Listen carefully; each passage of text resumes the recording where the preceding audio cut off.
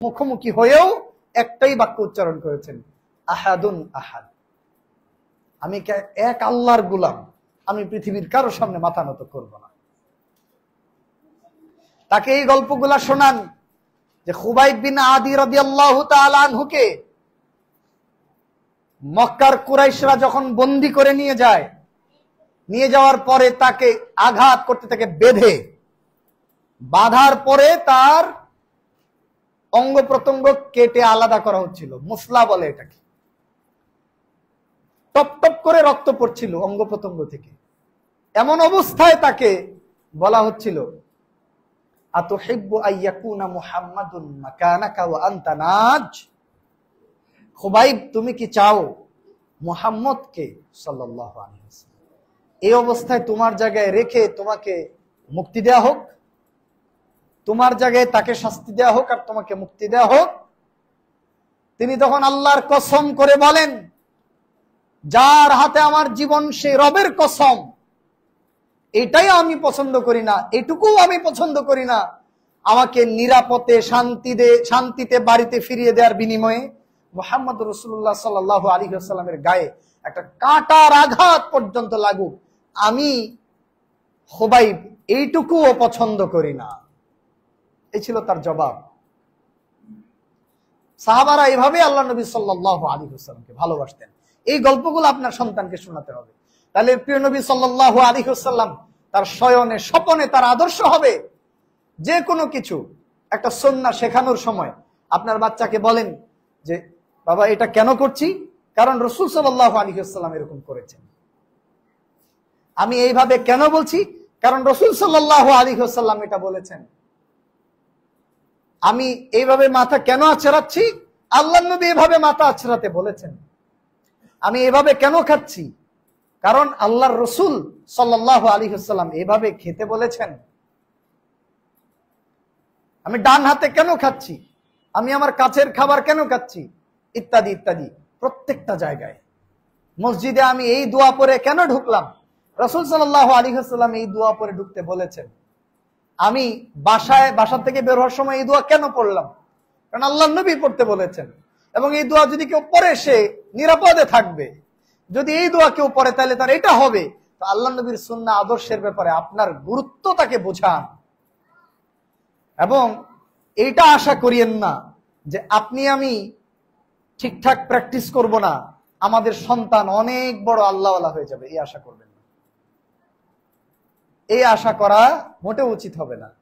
আপনাকে নাসিহাগুলা করতে হবে এবং যুক্তি তর্কের সাথেই, তর্ক না ঠিক যুক্তির আলোকে সুন্দরভাবে উপস্থাপন করে আপনার বাচ্চাকে ইসলামের প্রতি আকৃষ্ট করতে হবে। এটা একদিক থেকে যেমন শিক্ষকদেরও দায়িত্ব আমাদের, এবং বাবা মা হিসেবেও আমাদেরই দায়িত্ব। এই কাজগুলা করতে করতে বাচ্চা এক সময় ধীরে ধীরে ধীরে ধীরে ইসলামকে ভালোবাসা শুরু করবে ইনশাআল্লাহ। মুহতারাম হাদিরিন, যে কথাগুলা বলছিলাম, বাচ্চাদেরকে শরীয়তের গুরুত্বপূর্ণ ব্যাপারগুলাতে ফরজ হওয়ার আগে অভ্যস্ত করাইতে হবে। আমরা অনেক সময় ছোটবেলায় বাচ্চাদেরকে ইবাদতের ব্যাপারে গুরুত্ব দিই না। সিয়াম রাখতে বললে বাচ্চা যদি আগ্রহ দেখায়, আমরা বলি না তোমার কি দরকার আছে, অসুস্থ হয়ে যাবা, শরীর খারাপ হয়ে যাবে, দুর্বল হয়ে যাবে, কোনো দরকার নাই বলার। আপনি সে যখন আগ্রহ পাচ্ছে আপনি আরো তাকে উৎসাহ দেন, সে কষ্ট করুক না। আল্লাহর জন্য কষ্ট করার অভ্যাসটা ছোটবেলা থেকেই হোক। সিন্নুত তাময়িজ অর্থাৎ ভালো মন্দ মোটামুটি বুঝার বয়স 6-7 বছর বয়স যখন বাচ্চার হয়, তখন থেকেই ফরজ ইবাদতের ব্যাপারে তাকে অভ্যস্ত করাতে থাকতে হবে।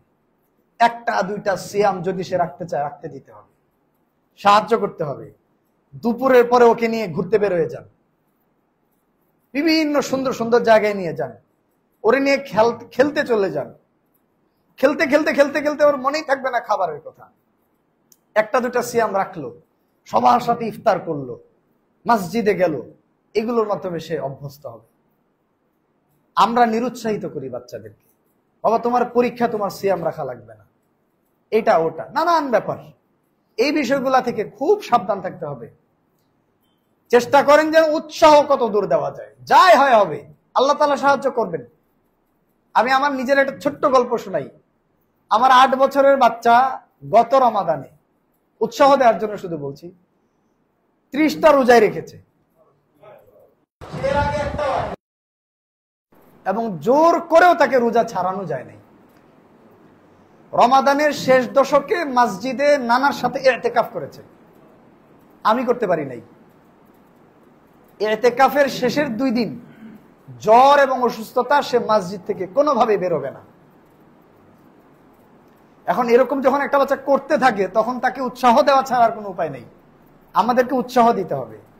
আমরা অনেক সময় ডিমোটিভেট করে ফেলি বাচ্চাদেরকে বিভিন্ন ভাবে, কোনো দরকার নেই। একটু কষ্ট হলেও দিন শেষে তার এই যে আগ্রহটা ছোটবেলা থেকে তৈরি হয়েছে, এটা তার ভিতরে বড় হওয়ার পরেও কাজ করবে এবং এক সময় নিজের তাগাদায় সেগুলা করবে ইনশাআল্লাহ। তো বাচ্চাদেরকে কোনো অবস্থায় নিরুৎসাহিত করা যাবে না এবং এটা রাসূলুল্লাহ সাল্লাল্লাহু আলাইহি ওয়াসাল্লামের নির্দেশ। সালাত ফরজ হয় কখন? প্রাপ্তবয়স্ক হলে, বালেগ হলে, 14 বছর বয়স হলে, তাই তো? কিন্তু রাসূলুল্লাহ সাল্লাল্লাহু আলাইহি ওয়াসাল্লাম এই হাদিসটার মাধ্যমে এই সকল শিক্ষা আমাদের দিয়েছেন। মুরু আওলাদাকুম বিস-সালাতি ওয়া হুম আবনাউ 7 সিনিন, তোমরা তোমাদের সন্তানদেরকে সালাতের নির্দেশ দাও যখন তাদের বয়স মাত্র 7 বছর। অনলি 7 ইয়ার্স ওল্ড বাচ্চাকে সালাতের নির্দেশ দিতে বলা হয়েছে, 7 বছর বয়স। ওয়াদরিবুহুম আলাইহা ওয়া হুম আবনাউ 10 সিনিন, সালাতের জন্য মৃদু প্রহার করো, মারো যখন তাদের বয়স 10 বছর। ওয়াফাররিকুহুম বাইনাল মাদাজি', বিছানাও আলাদা করে দাও। আমার প্রশ্ন, বলেন তো 7 বছরে বাচ্চার উপরে সালাত ফরজ হয়? 10 বছরে ফরজ হয়? 10 বছরেও ফরজ হয় না, কিন্তু 7 বছরের নির্দেশ দিতে হবে। পড়লে পড়ো, না পড়লে না, এটা না, নির্দেশ দিবেন আপনি। হ্যাঁ, না পড়লে ছাড় দিবেন, ঠিক আছে, কিন্তু নির্দেশ দিতে থাকবেন, বলতে থাকবেন চলো সালাত পড়ি। যেভাবে বললেও বুঝে, যেভাবে বললেও হচ্ছে থাকে না। বাসার অন্যান্য ছোট সদস্যরা যারা আছে, অনেক সময় দেখা যায় যে সালাত পড়ছে, তাকে আপনি বাসায় সবার সামনে একটা পুরস্কার দেন, উৎসাহ দেন। যেই যে 5 বছরের বাচ্চাটা যে পড়ে না, দৌড়াদৌড়ি করে, সে পরে এই পুরস্কারের লোভে হলেও সালাত আদায় করতে আসবে। মসজিদে নিয়ে যান, মসজিদে যেতে বাচ্চারা খুবই পছন্দ করে, তাই না? বিশেষ করে আমাদের শহরের বাচ্চারা, কারণ এরা তো বাসায় থাকে, বাবা মার সাথেই থাকে খুব বেশি। যদি না আপনি তাকে কম্পিউটার মোবাইল দিচ্ছেন, তাই এটা দিলে আর যাবে না। তো ততদিন পর্যন্ত আপনার বাচ্চা তো বাইরেতে পারে না, বাসায় একলা একলা এই খেলনা টেলনা দিয়ে, লেগো মেগো দিয়ে কি খেলবে, আর কতক্ষণ খেলবে, বিরক্তি ধরে যায়। মসজিদে যাওয়াটা তার জন্য আগ্রহের কারণ হবে, এমন পরিবেশ তৈরি করে রাখেন। তো তাকে মসজিদে নিয়ে যান, মসজিদে গেলে সালাত আদায় করবে। এই যে এভাবে করে সে ছোটবেলা থেকে ইবাদতের জন্য অভ্যস্ত হবে। 7 বছরেও ফরজ হয় না, 10 বছরেও ফরজ হয় না, কিন্তু রাসূলুল্লাহ সাল্লাল্লাহু আলাইহি ওয়াসাল্লাম নির্দেশ দিতে বলেছেন, আবার মায়ের দিতেও বলেছেন, মৃদু আঘাত করতে বলেছেন। এখানে আসলে খুব যে একদম জোর জবরদস্তি করে মারতে হবে বাচ্চাকে, এরকম না বিষয়টা, কিন্তু বাচ্চাকে আঘাত করতে বলেছেন তিনি। শব্দটা নির্দেশ সূচক, আমরের ওয়ার্ড, ওয়াদরিবুহুম। এখান থেকে বোঝা যাচ্ছে সালাতের মতো অন্য সকল জরুরি ফরজ জ্ঞান তাকে দিতে হবে, ফরজ ইবাদতের ব্যাপারে তাকে তারবিয়া দিতে হবে, গড়ে তুলতে হবে। যদি মেয়ে হয়, এই বয়স থেকে সিন্নুত তামিজ যখন থেকে হবে 7 বছর বয়স, মেয়েকে নিকাব, হিজাব এগুলা পরাবার অভ্যাস করেন। কখনো শর্ট প্যান্ট পরাবেন না, হাফ প্যান্ট পরাবেন না, লম্বা জামা পরাবেন। বড় হয়ে সে যেই জামায় তাকে আপনি দেখতে চান, সেই জামা কাপড় ওই বয়সে তাকে পরান। বাইরে গেলে ফুল নিকাব করে বাইরে যেতে হয়, এটা তাকে শিখান। আসলে মা যখন এভাবে যাবে, বাচ্চা এমনিতেই পছন্দ করবে এই পোশাকটা, বলবে মা তোমার বোরখা আছে, আমার বোরখা কই। তো এই ছোট বাচ্চাগুলাকে এইভাবে করে করে তারবিয়া দিতে হবে। আর নন মাহরামের সামনে যাওয়া যায় না, এই শিক্ষাটা এই বয়স থেকে দেন। বাসায় যখন পুরুষ সদস্যরা আসবে, সে দৌড়ে মায়ের কাছে চলে যাবে, এই শিক্ষাটা দেন। কোন পুরুষ সদস্যের কোলে উঠবে না, কোলে বসবে না, সামনে বসে দাঁড়িয়ে নন মাহরাম যারা তাদের সামনে গল্প করবে না।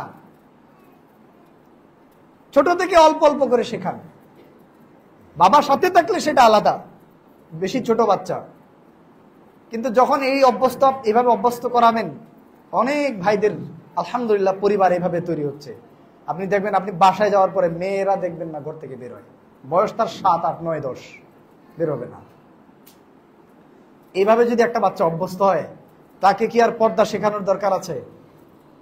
সে এইখান থেকে পুরো জাতির জন্য একজন কারিগর হবে। একটা মা একটা জাতি তৈরি করবে ইনশাআল্লাহ। সে তার সন্তানদেরকে সেম তারবিয়া দেবে।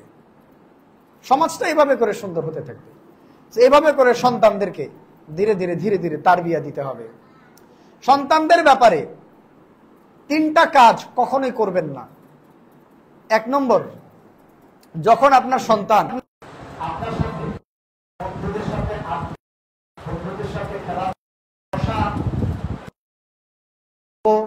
টিচারের সাথে ঘটে যাওয়া কোনো ঘটনা অথবা তার নিজের বাসার কোনো অসুবিধার কথা যখন শেয়ার করে, কখনোই আপনি আপনার বাচ্চাটাকে থামিয়ে দিবেন না। কথার মাঝখানে থামিয়ে তাকে কখনোই দিবেন না। আপনার পরিবারের গুরুত্বপূর্ণ সিনিয়র সদস্যদের কথা আপনি যত গুরুত্ব দিয়ে শোনেন, এই বাচ্চার কথা আপনি ততটাই গুরুত্ব দিয়ে শুনবেন। কারণ যদি আপনি কথার মাঝখানে তাকে আটকে দেন, সে তখন তার সাথে ঘটে যাওয়া এলোমেলো অনেক ঘটনা, এলোমেলো অনেক কথা, এগুলো সে শেয়ার করতে পারলো না আপনার কাছে। সঠিক দিক নির্দেশনা পাওয়া থেকে বঞ্চিত হলো। এগুলো কিন্তু সে তার সহপাঠীদেরকে শেয়ার করবে, অথবা এমন কাউকে শেয়ার করবে যিনি তাকে সঠিক দিক নির্দেশনা দিতে পারবে না। এবং সঠিক দিক নির্দেশনা না পেয়ে বাচ্চাটা নষ্ট হবে। সহপাঠীদের কাছ থেকে নোংরা কথা শিখবে। আপনি যদি এই বাচ্চাটার সাথে গল্প করতেন, ওখানেই থামিয়ে দিতে পারতেন। তার কথায় বেরোয় আসবে যে এই কথা সে বলেছে, আমার ফ্রেন্ড আমাকে এই কথা বলেছে, আমি আমার ফ্রেন্ডকে তখন এটা বলেছি। এগুলো আপনাকে বলবে। আপনার তখন এই বাচ্চাকে রিড করতে হবে যে সে কি বুঝে। আচ্ছা, না বুঝলে কিভাবে তাকে বোঝানো যায়। আপনি মনোযোগ দিয়ে শোনেন, অ্যাপ্রিসিয়েট করেন যে বাবা তুমি আমার সাথে শেয়ার করেছো, আমি অনেক খুশি হয়েছি, আগে একটা চকলেট ধরিয়ে দেন, আলহামদুলিল্লাহ। এইবার তাকে কৌশলে বলেন যে এটা তো ভালো, মাশাআল্লাহ, ভালোটাকে ভালো বলেন, এইটুকু করা যাবে না। সুন্দর করে বুঝিয়ে দেন, ভালোবাসা দিয়ে, আদর দিয়ে। সুযোগ থাকলে এই ঘটনা তার যার সাথে ঘটেছে তাকেও সামনে নিয়ে আসেন, তাকেও দাওয়াত দিয়ে বাসায় নিয়ে আসেন। নাহলে আপনি চলে যান, গিয়ে দুজনকে একসাথে করে বুঝান যে তোমরা তো একসাথে খেলাধুলা করো, আমরা পছন্দ করি, আমরা তোমাদের জন্য দোয়া করি, নামাজ হলে তোমরা নামাজে চলে আসবা। এই কাজগুলা করবা না, এই গল্পটা করবা না, এই কথাগুলা বলবা না। আপনি যদি নাসিহা না করতে পারেন, তার কথা না শুনেন, আপনি বুঝবেন না। সেজন্যই বলছি, বাচ্চারা যখন বড় হচ্ছে, বাবারা এবং মায়েরা কখনোই হুমকি ধমকি দিয়ে কথার মাঝখানে তাদেরকে স্টপ করবেন না। কথা শুনবেন, শোনার পরে আপনি আপনার প্রয়োজনীয় পদক্ষেপগুলা কৌশলের সাথে গ্রহণ করবেন, যাতে করে এই বাচ্চাটার কারেক্টিভ মেজার্স নেওয়া যায়। আল্লাহ তাআলা আমাদেরকে তৌফিক দান করে। 2 নম্বর যে কাজটা করবেন না, খুবই জরুরি, মনোযোগ দিয়ে শুনবেন। কান্নাকাটি, চিল্লাপাল্লা আর ভাঙচুর করার কারণে কোনো বাচ্চার আবদার পূরণ করবেন না। একটা বাচ্চা যদি কোনো অন্যায় আবদার আপনার কাছে করে,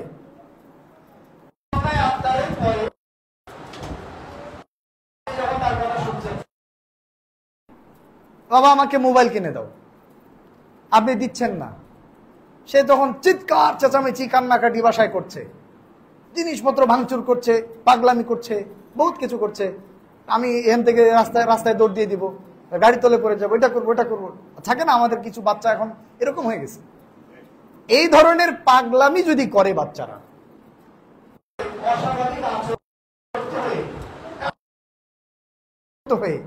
বাচ্চার আবদার পূরণ করতে গেছেন তো সর্বনাশ করছেন। এখন এই বাচ্চার ভিতরে অটোমেটিক মেসেজ ইনস্টল হয়ে গেছে তার সফটওয়্যারে, কি যে আমার বাবার কাছ থেকে কোনো কিছু আদায় করার কৌশল হলো আমাকে চিল্লাপাল্লা করতে হবে, আমাকে বেয়াদবি করতে হবে। আমাকে ভাঙচুর করতে হবে, তাহলে উনি আমাকে দিয়ে দিবে, আদায় করে নিব আমি।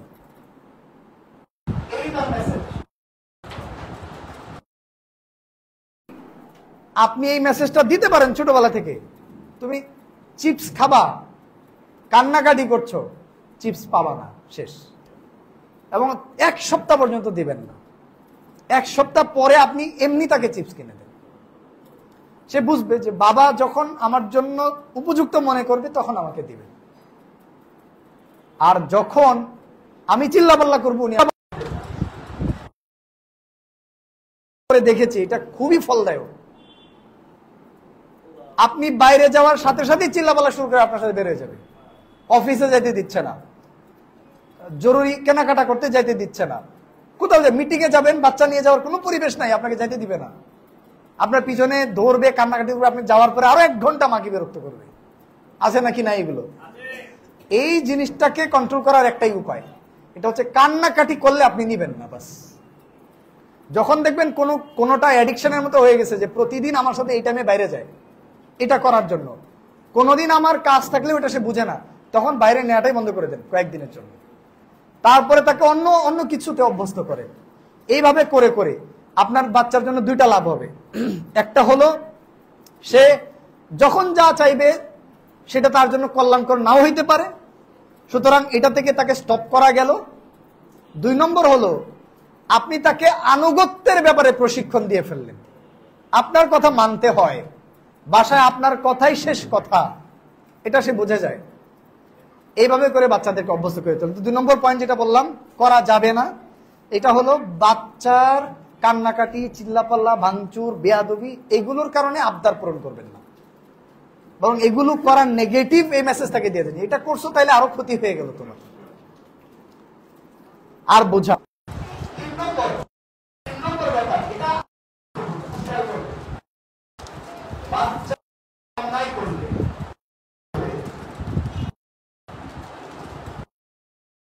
সামনে, যাদের সামনে আপনার বাচ্চা নিজের ইমেজটাকে ভালো রাখতে চায়, থাকে না বাচ্চাদের কিন্তু প্রচন্ড আত্মমর্যাদা বোধ আছে।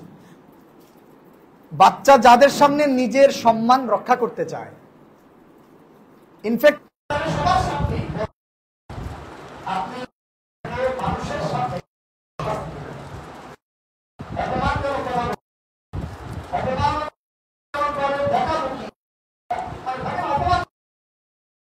তাচ্ছিল্য করা এটা করবেন না, নেগলেক্ট করবেন না, ডিসরেসপেক্টফুল কোনো কথা বলবেন না আপনার বাচ্চাকে। যদি এটা করেন তাহলে এই বাচ্চাকে লাইনে আনা খুবই কঠিন হয়ে যেতে পারে। আপনারা আমার থেকে এগুলো বিষয়ে অনেকে আরো অনেক ভালো বোঝেন, আমি জাস্ট স্মরণ করিয়ে দিচ্ছি। দেখেন, আপনি যদি মানুষের সামনে আপনার বাচ্চাটাকে অপমান করে ফেলেন, সে এখান থেকে কি মেসেজ নিবে আপনার কাছ থেকে? আচ্ছা, আমি এই ভুলটা করেছি, আমার বাবা মানুষের সামনে আমাকে অপমান করেই দিয়েছে, আর মান সম্মান যা ছিল তা তো শেষ, এখন আর কি, এমন করি। যারা এই প্রফেশনাল চোর, প্রফেশনাল ক্রিমিনাল, এদের কিন্তু ক্রিমিনাল হিসেবে পরিচিতিটা তাদের কাছে আর কষ্টের কিছু না। এরা মিডিয়াতে চলে আসছে, এরা 10 বার 20 বার 50 বার জেল খেটে আসছে, এখন তারা এগুলা নিয়ে গর্ব করে যে আমি এই কয়টা মার্ডার করেছি। হ্যাঁ, নিজেদের কমিউনিটিতে তারা হয়তো গর্ব করে বলে আমি যে এই কয় জায়গায় ডেঞ্জারাস কিছু, অ্যাডভেঞ্চারাস কিছু চুরি আমি করছি। তো চুরি করাটাও তার কাছে গর্বের, কারণ তার যেই আত্মমর্যাদা বোধ ছিল, মানুষের সম্মানটুকু ছিল, এটা কিন্তু চলে গেছে জনসম্মুখে শাস্তি হওয়ার পরে। এটা একটা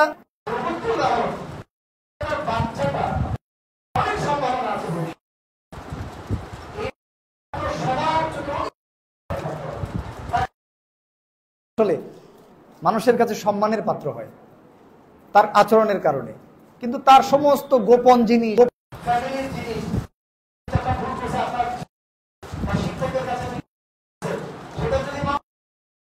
ওপেন তাকে পানিশমেন্ট দেওয়া শুরু করেন, পাবলিশ করা শুরু করেন, তাইলে সে কিন্তু অপমানিত হয়ে যাবে, নিজের আত্মমর্যাদা হারিয়ে ফেলবে, পরবর্তীতে আর অন্যায় করতে আর লজ্জাবোধ করবেন। ধরলে আর কি হবে, আমাকে তো অপমান করেই ফেলছে, আর কি। এইটা থেকে আমরা দূরে থাকবো, সন্তানদেরকে আড়ালে নিয়ে একলা বোঝাবো, তার সম্মানের ভয়টাও দেখাবো। সবার আগে আল্লাহর ভয়, আল্লাহর ভয়েই যেন সে অন্যায় করা থেকে বিরত থাকে।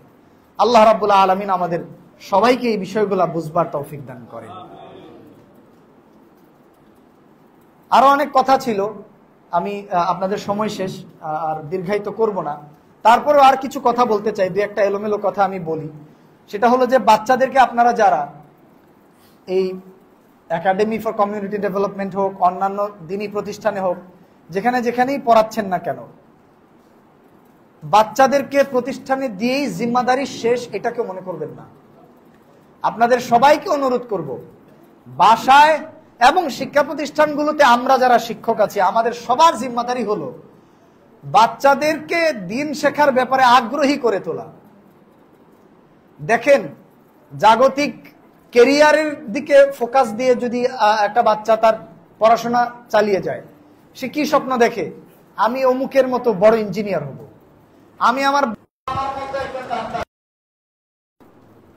আমি আমার ভাইয়ের মতো একজন বড় প্রফেসর হব, যার অনেক সম্মান সমাজে। এগুলো স্বপ্ন কিন্তু সে দেখে ফেলে। আমি ইউএসএ তে চলে যাব, আমি ইউরোপে চলে যাব, আত্মীয় স্বজনের মতো তো এগুলাই দেখে, তাই না? আমি একজন এরকম পার্সন হব। দুনিয়ার লাইনে তার চোখের সামনে সবগুলো এই জিনিসগুলো কিন্তু ওপেন, সে দেখছে। আমি যদি শুধু জোর করে তাকে কোরআন পড়া, ধরেন মাদ্রাসার ক্লাসে পাঠান, কিন্তু মোটিভেশন নাই, আগ্রহ তৈরি হচ্ছে না তার কোনোভাবে, সেটা কিছু দূর হয়তো তাকে নিবে, অবশ্যই উপকার আছে, কিন্তু আপনি যদি একটু কৌশলে তাকে ইসলামিক এডুকেশনের ব্যাপারে, কোরআনের শিক্ষার ব্যাপারে আগ্রহী করে তুলতে পারেন, তাহলে এটা বরং আরো বেশি ভালো হবে।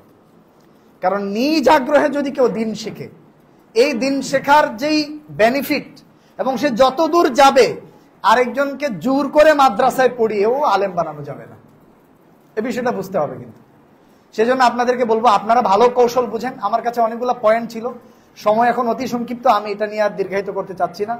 তারপরে আমি সংক্ষেপে বলি, আপনি ইসলামের প্রতি এবং কোরআনের প্রতি, বিশেষ করে কোরআনের সাথে সম্পর্ক ছোটবেলায় করতে হবে। বলা হয়ে থাকে আল হিফযু ফিস সিগার কান নাকশি ফিল হাজার, ছোটবেলায় বাচ্চাদের জন্য কোরআন মেমোরাইজ করানোটা, হিফজ করানোটা পাথর খোদাই করে ড্র করার মতো বসে থাকে। তো কোরআনের সাথে আগে আপনি সম্পর্ক তৈরি করেন বাচ্চাকে। কোরআনের সাথে সম্পর্ক খেতে খেতে আপনারা কথাগুলা শোনেন। কোরআনের সাথে সম্পর্ক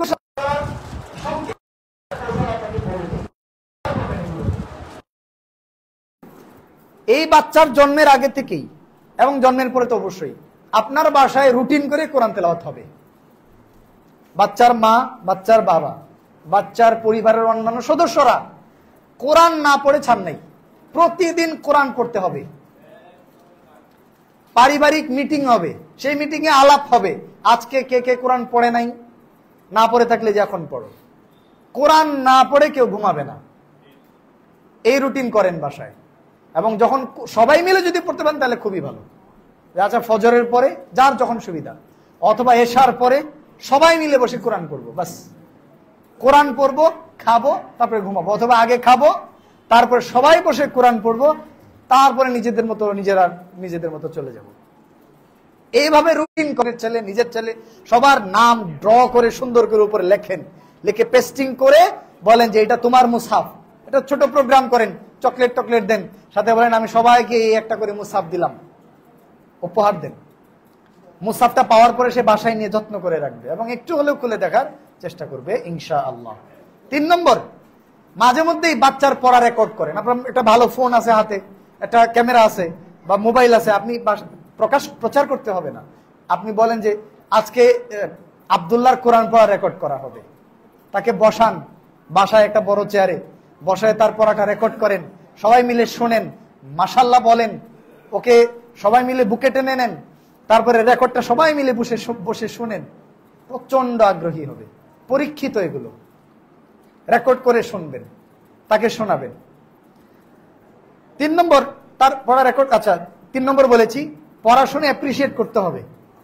4 নম্বর হলো হিফজ করলে তাকে আকর্ষণীয় পুরস্কার দেওয়া, যে তুমি যদি 30তম পারা একটা সূরা বলেন আগে, যে আম্মা পারার এই বড় সূরাটা যদি তুমি মুখস্থ করো তোমাকে একটা এই কিনে দিব। চেষ্টা করেন বেশিরভাগ ক্ষেত্রে শিক্ষা উপকরণ উপহার দেওয়ার জন্য, অনেক আকর্ষণীয় কিছু শিক্ষা উপকরণ বা ব্রেইন গেম টাইপের কিছু জিনিস থাকে, সেই জিনিসগুলো চেষ্টা করেন। তারপরেও না হইলে বাচ্চাদের স্বাভাবিক গাড়ি এটা ওটা খেলনা এগুলো বাচ্চারা পছন্দ করে, দিতে পারেন, কোনো ক্ষতি নেই।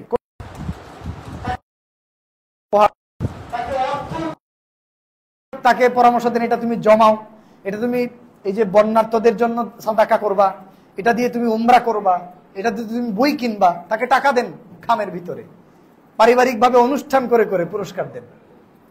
4 নম্বর এই পুরস্কার দেওয়া। 5 নম্বর হলো কোরআনের গল্পগুলা তাকে মাঝে মধ্যে শোনানো, নিজে শেখা বিভিন্ন বই থেকে সহযোগিতা নিতে পারে। কোরআনের যে চমৎকার চমৎকার খাজির আলাইহিস সালামের গল্পটা শোনান, সূরা কাহাফের, ইয়াজুজ মাজুজের গল্প শোনান, বাচ্চারা এগুলা খুবই পছন্দ করে। এখন ইউটিউবে সার্চ করলে আপনি পেয়ে যাবেন, এগুলো মুখস্থ করে ফেলবে বাচ্চা শুনতে শুনতে। এগুলো তখনই সম্ভব যখন আপনার বাচ্চা ফ্রি ফায়ার খেলবে না, মনে রাখবেন। আগেই বলছি, যদি আপনার বাচ্চা ফ্রি ফায়ার খেলে, মোবাইল কম্পিউটারে মারাত্মক আসক্ত হয়, মিউজিক শোনে, তাইলে আর কোনোদিন এগুলার প্রতি মজা পাবে না। ওই জায়গাগুলা তারপরে এইভাবে করেন, তার সামনে কোরআনের সম্মান রক্ষা করেন, কোরআনটাকে একটু পরপরই সুন্দর করে মুছে সুন্দর জায়গায় রাখা, যত্ন করে রাখা, কোরআনের উপরে কিছু না রাখা, মানে কোরআনটাকে তার সামনে রেসপেক্ট করেন, তাহলে সে কোরআনকে রেসপেক্ট করতে।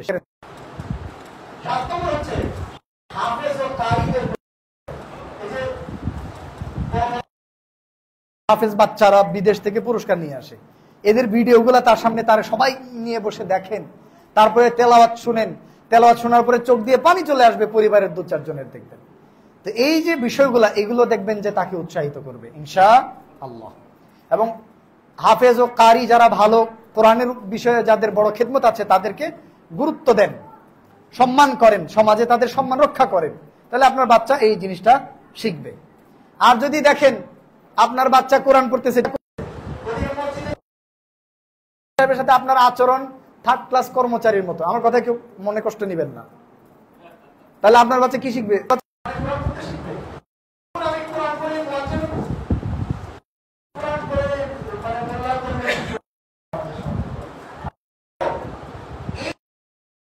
প্রেক্ষাপট যেন সমাজে তৈরি।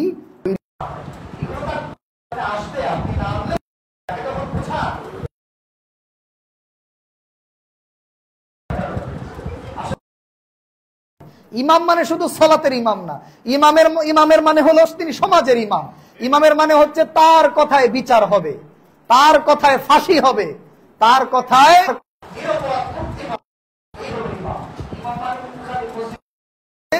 সভাপতির কথায় উঠে আর বসে। এই বিষয়গুলো বাচ্চাকে শেখান, নাহলে আপনার বাচ্চা কি ক্যারিয়ার চিন্তা করবে, কি পড়বো মাদ্রাসায় পড়ে, কয়দিন পরে ইমাম সাহেব হয়ে যাবো, মুয়াজ্জিন সাহেব হয়ে যাবো। ইমাম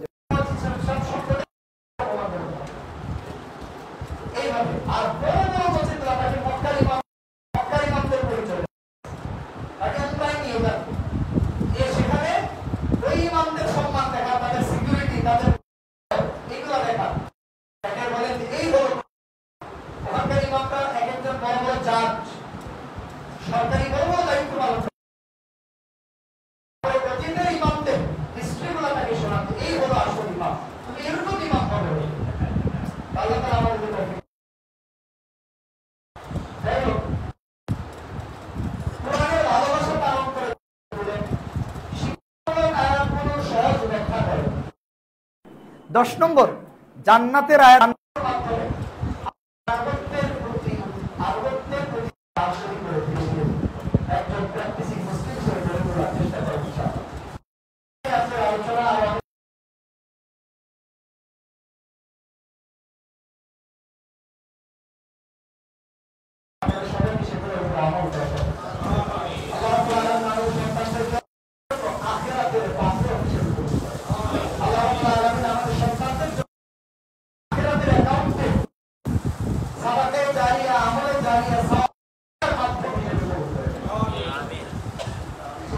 সুবহানাল্লাহি ওয়া বিহামদিহি আশহাদু আল্লা ইলাহা ইল্লাল্লাহ আস্তাগফিরুকা ওয়া আতুবু ইলাইক।